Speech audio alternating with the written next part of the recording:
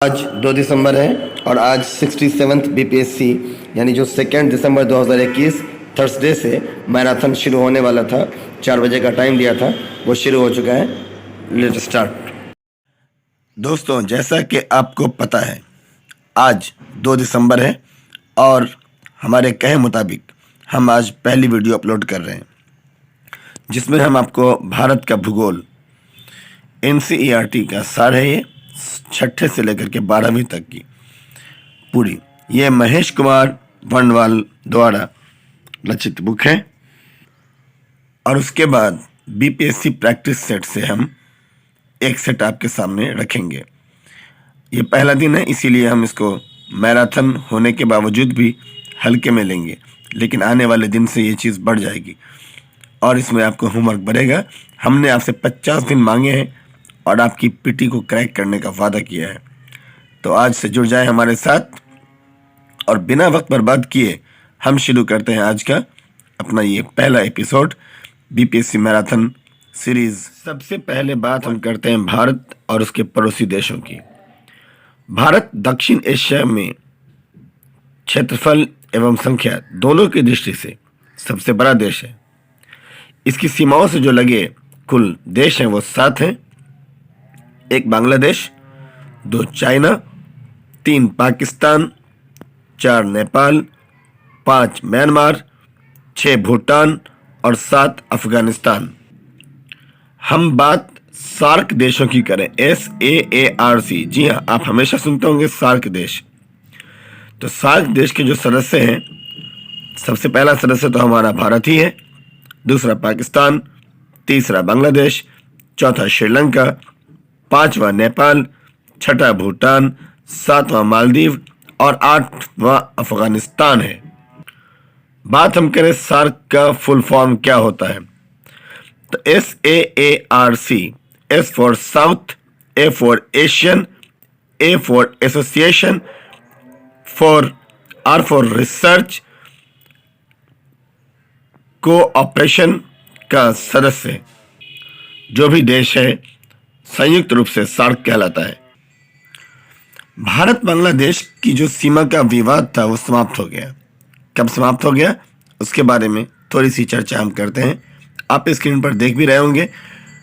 बांग्लादेश के साथ 41 वर्ष पुराने सीमा विवाद का निपटारा करते हुए संसद ने 7 मई 2015 को सर्वसम्मति से भारत और बांग्लादेश के बीच कुछ बस्तियों और भूमि के क्षेत्रों का आदान प्रदान स्वीकृति देते हुए 119वें संविधान संशोधन विधेयक को स्वीकृति दे दी।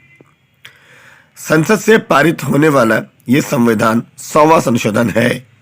100वां संशोधन है, याद रखिएगा। कौन सा संशोधन है ये? 100वां संशोधन है। इसके द्वारा वर्ष 1974 में हुए भारत बांग्लादेश सीमा समझौते को लागू किया जा सकेगा।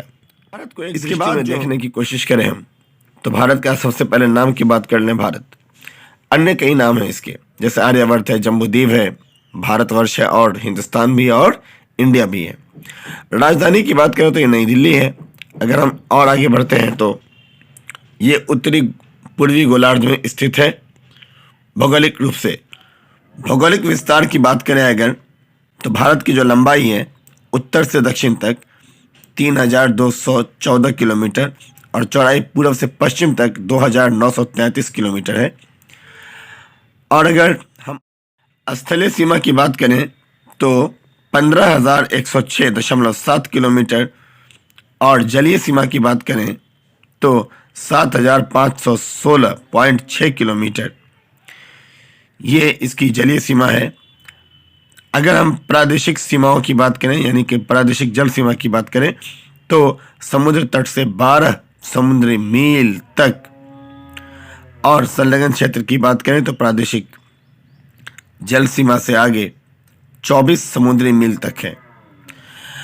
अनन्य आर्थिक क्षेत्र की बात करें तो संलग्न क्षेत्र से आगे 200 समुद्री मील तक है। ये क्या होता है 200 समुद्री मील तक, 24 समुद्री मील तक, 12 समुद्री मील तक, बात करेंगे। जैसा कि मैंने कहा कि ये पहला दिन है, इसीलिए बीपीएससी मैराथन में हम आपको बहुत ज़्यादा डिस्टर्ब नहीं करेंगे हालांकि समय तो बहुत ही कम है, फिर भी हम आपको हल्के में ही ले जाएंगे और कल हम इसको थोड़ा सा बढ़ाएंगे, रेंज बढ़ाएंगे और आप इसके साथ तैयार हो जाएं, आज का आज काम फिनिश कर लें, इसलिए हम थोड़ा हल्के में ले रहे हैं। अब अगर हम बात करें जलवायु की, तो मानसूनी जलवायु है भारत की। क्षेत्रफल की बात करें तो 32,87,469 वर्ग किलोमीटर में फैला हुआ है। अगर विश्व के कुल क्षेत्रफल के प्रतिशत में इसकी बात की जाए कि विश्व की तुलना में इसका परसेंटेज कितना बनता है, तो 2.4% है। क्षेत्रफल की दृष्टि से अगर बात करें विश्व में भारत का स्थान कहाँ आता है, तो नंबर 7वें स्थान पर भारत वर्ल्ड में परसेंटेज के एतबार से देखा जा सकता है। और विश्व की कुल जनसंख्या का 17.5% जनसंख्या अकेले भारत के पास है। जी हाँ, उसके हिसाब से 1,21,08,54,977 होता है। हालांकि ये डेटा पहले का है, अभी तो काफ़ी इसमें वृद्धि हो चुकी है। हम इस पर भी चर्चा करेंगे आगे।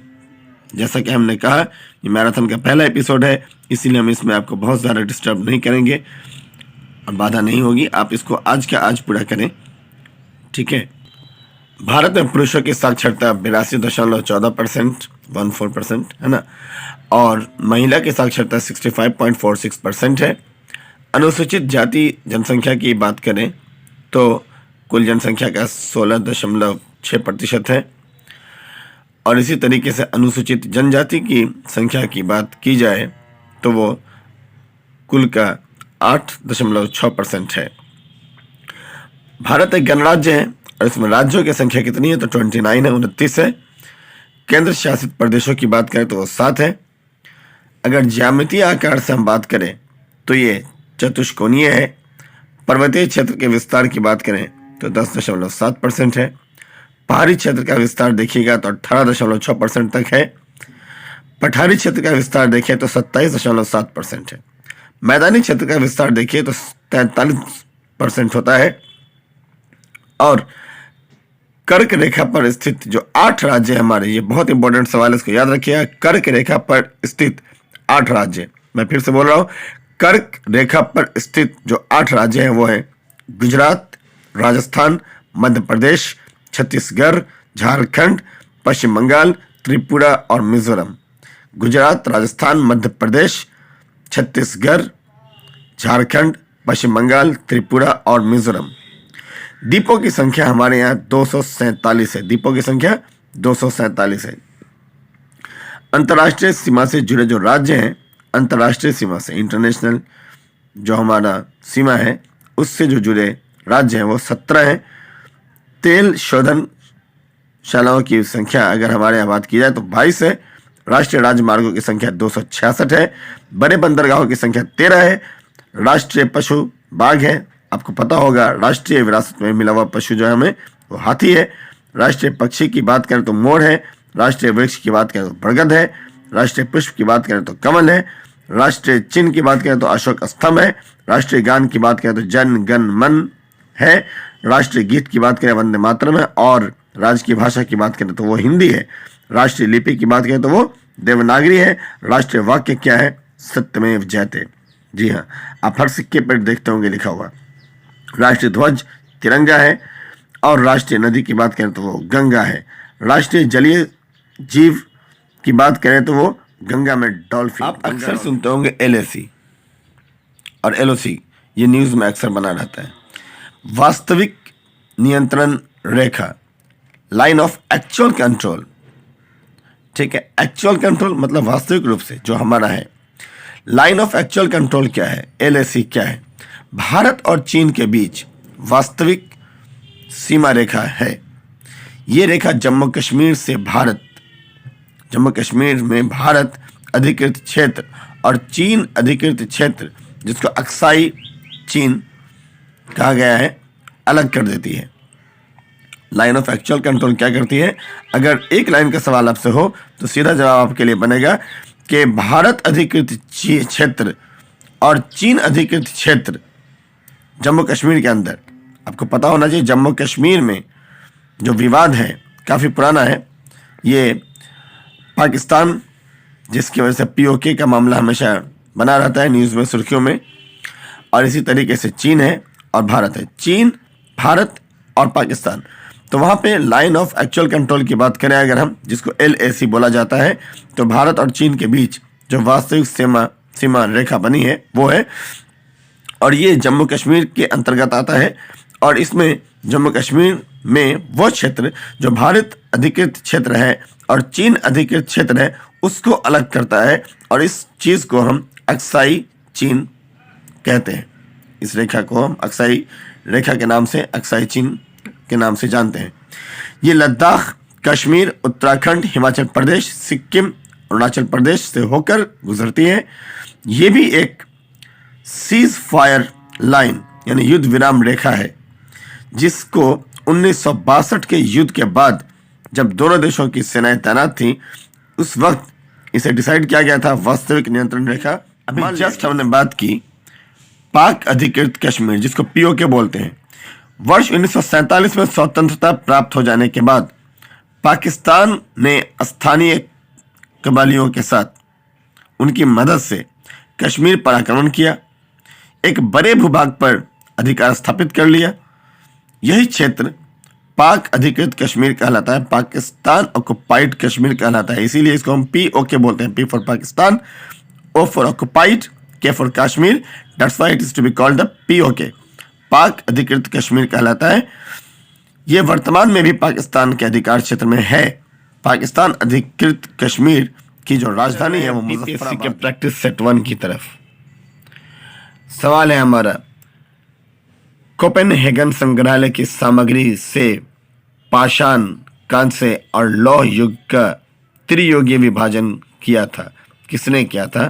थॉमसन ने, लुबाक ने, टेलर ने और चाइल्ड ने। तो इसका आंसर होगा ऑप्शन ए। जी हाँ, 1820 में क्रिश्चियन जगरसन थॉमसन ने इसका विभाजन किया था। दूसरा सवाल है, बुद्ध कौशाम्बी किसके राज्यकाल में आए थे? ऑप्शन है शतानिक, बी उदयन, सी बोधि, डी निच्छु और ई इनमें से कोई नहीं, या ऑप्शन 1 से अधिक सही। तो महात्मा बुद्ध वत्सराज के काल में, वत्सराज उदयन के काल में कौशाम्बी आए थे और वहाँ उन्होंने नवा विश्राम किया था। और इतना ही नहीं, उन्होंने भरद्वाज पिंडौला के बौद्ध बनने के बाद घोषित राम विहार भिक्षु संघ दान किया था। तीसरा प्रश्न है, बौद्ध धर्म की महायान शाखा औपचारिक रूप से किसके शासनकाल में प्रकट हुई? ऑप्शन आपके हैं अजात शत्रु, बी अशोक, सी धर्मपाल, डी कनिष्क और सी इनमें से कोई नहीं और 1 से अधिक। कनिष्क। जी हाँ, कनिष्क के समय में चौथी बौद्ध संगति हुई और इसी के बाद बौद्ध धर्म हिनायक और महायान में बट गया, विभाजित हो गया। चौथा प्रश्न है, मालवा क्षेत्र पर मगध की सत्ता का विस्तार निम्न में किसके शासनकाल में हुआ था? ऑप्शन ए है बिम्बसार के शासनकाल में, ऑप्शन बी है अजातशत्रु के शासनकाल में, सी है उदयभद्र के, डी है शिशुनाग के और ई इनमें से कोई नहीं या 1 से अधिक। पुराणों के अनुसार अगर हम बात करें तो मगध नरेश शिशुनाग ने अवंती नरेश को पराजित किया और अवंती को मगध साम्राज्य में मिला लिया, जो अभी मालवा नाम से जाना जाता है। मतलब अवंती कहिए या मालवा कहिए, एक ही है। आज की डेट में वो मालवा है, को मगध साम्राज्य का हिस्सा बना लिया। इसीलिए ऑप्शन डी इसका सही आंसर है। बहुत इंपॉर्टेंट क्वेश्चन है भाई। पांचवा प्रश्न है, प्रसिद्ध यूनानी राजदूत मेगास्थनीज भारत में किसके दरबार में आए थे? ए अशोक के, बी हर्षवर्धन के, सी चंद्रगुप्त मौर्य के, डी हेमू के और 5 यानी कि ई ऑप्शन है इनमें से कोई नहीं या 1 से अधिक। तो इसका सही उत्तर होगा सेलिक्स निकेटर के द्वारा चंद्रगुप्त मौर्य के राज्य सभा में भेजा गया यूनानी राजदूत था मेगास्थनीज। उसने भारत में जो कुछ भी देखा उसे अपने से रचित एक बुक जिसका नाम है इंडिका, उसमें उसने लिपिबद्ध कर दिया या उसे रचित किया या उसे लिख दिया। इस तरीके से इसका सही ऑप्शन होता है चंद्रगुप्त मौर्य, यानी कि जो कि ऑप्शन है सी। बात करते हैं नालंदा विश्वविद्यालय के विनाश का कारण क्या था? ए मुसलमान, बी कुषाण, सी सिथियंस, डी मुगल, या ए इनमें से कोई नहीं, या एक से अधिक उत्तर सही। तो इसका सही आंसर होगा नालंदा विश्वविद्यालय बख्तियार खिलजी के अधीन तुर्की मुसलमान था। वो आक्रमणकारियों द्वारा 1193 में नष्ट हो गया था। इसे भारत में बौद्ध धर्म के पतन के रूप में भी एक तरह से देखा जा सकता है। मतलब कि बौद्ध धर्म का पतन एक तरह से अंतिम रूपरेखा, एक अंतिम प्रहार के रूप में इसी के द्वारा किया गया था, इसलिए इसका ऑप्शन होगा। और आज के इस एपिसोड 1 में मैराथन बीपीएससी 67th प्रीलिम्स यानी पीटी के लिए जो बैच चालू किया गया है, इसमें हमने बहुत कम क्वेश्चन किया है, सिर्फ 6 क्वेश्चन किया है, और बाकी कुछ जीके जीएस के लिए हमने ज्योग्राफी से दिया है, भूगोल से दिया है। आप इसे आज के आज याद कर लें, क्योंकि कल से जो मैराथन होगा वो इतना छोटा नहीं होगा। उसमें आपको मटेरियल काफ़ी कुछ मिलने वाला है, जिसको आपको डेली टू डेली कंप्लीट करना है। उसमें आपको जीके से लेकर के हर एक सब्जेक्ट में कोशिश किया जाएगा, इंटेक किया जाए। बट आज के लिए चूंकि पहला दिन है, so let start from here now and just to be continue very well, and within 50 days you have to complete anyway. Thank you.